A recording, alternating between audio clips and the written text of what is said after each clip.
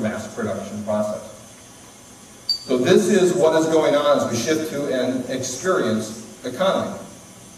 Now the basis of the next book, the one that's just hitting the stores this week in fact, on authenticity, is that with every one of these economic changes, we tend to view things as authentic that come out of the earth, that are untouched by human hands, that aren't artificial or synthetic. So that's where you get soaps, for example, with little chunks of earth materials inside of them as an appeal to natural authenticity. Organic food, again, appeal to natural authenticity.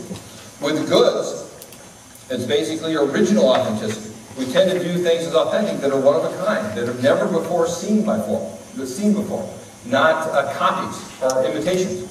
Think about anything that's designed by Apple as an appeal to, it has this design aesthetic, and you just think of how original everything it designs is.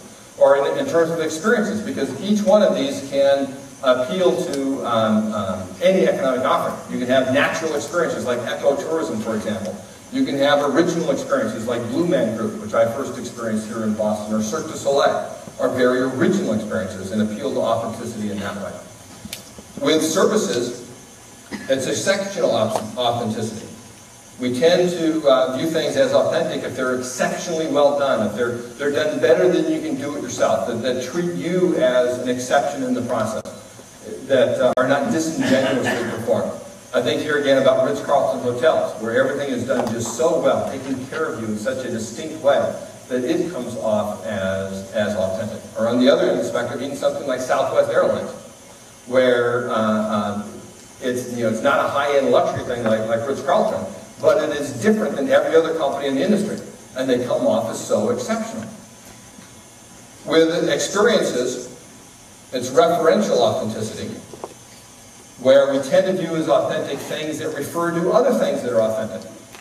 That's why in video games, for example, is that they like using real brands inside of there, because it keeps you inside of the game. Movies are this way too, is it keeps you inside of the story that is being told, rather than taken out of it with some brand name that you've never heard before, some generic can of cola or whatever it might be. That's referential authenticity, referring to things that are authentic. This actually came to us. We were watching this program on either the Travel Channel or Discovery Channel, something like that, on Las Vegas.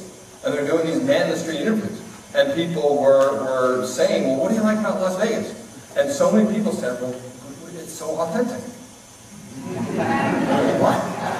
It's authentic. I mean, the most air-sass place in the world, but being observers of what's going on, and that's what I do, is observe what's going on in the world and develop a framework for it. Well, they think it's authentic, then for them it's authentic. So why? What is it?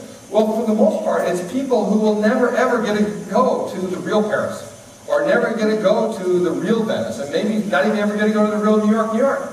And for them, this created a verisimilitude of that reality that they couldn't hope to attain themselves. And since it reverently honored that, they viewed it as authentic. Now, obviously, you can tell the difference between the Venetian in Las Vegas and Venice. But if you think about it, Venice is no more real than Las Vegas is. Venice exists solely for tourists. Its ratio of residents to tourists is actually worse than Las Vegas is. It is artificially kept above the sea, right? If they leave it alone, left it natural, it would be underwater. And the only reason, and well, the last thing is Venice, if you've ever been there, it's really just a giant shopping mall. I mean, it's very well done, it's beautiful, it's wonderful, but it's a giant shopping mall. And why do we view it as authentic, though? Because it referently refers to the Venice of the past, right? It's artificially kept in the past as well. It's not a real city in that regard. We view it as authentic today because it refers to the Venice of the 12th, 13th, and 14th centuries. That's referential authenticity. And then finally, with transformations, is influential authenticity. Influential authenticity, where we tend to view things as authentic if they call us to a higher purpose. Give us a reason for doing it, a reason for buying it, whether improving ourselves or improving the world at large. So this is the rise of green architecture, and think about ecotourism as really this combination of natural and influential, that you go out to improve the world as a result of this. There's also the rise of what I call 3-word offerings. Whenever you hear a 3-word offering, you know it's appealing to influential authenticity. I mean things like dolphin-safe tuna, fair trade coffee, non-GM crops, and so forth. That's appealing to influential authenticity. Now, to bring that back to mass customization, I think the key way that mass customization appeals to authenticities with exceptional authenticity is making customers exceptions. Making them realize that they are unique and that you're willing to do unique things for them. You're willing to do only and exactly what each one of them needs. Is that will help render your offerings, if you're in business, more authentic than they would be otherwise.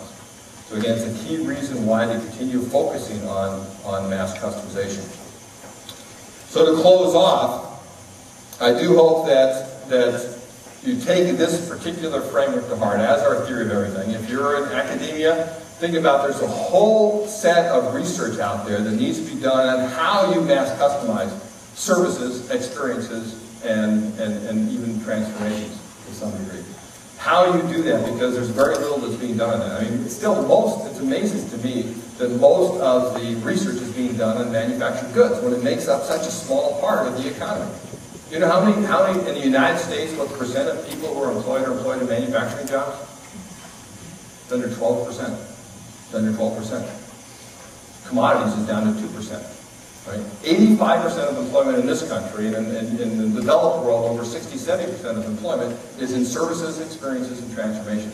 And this is where we're going as an economy. This is where research needs to go. And if you're in business, this is where the opportunity is for you to be able to create new offerings that will create more economic value for your companies. Thanks for your time.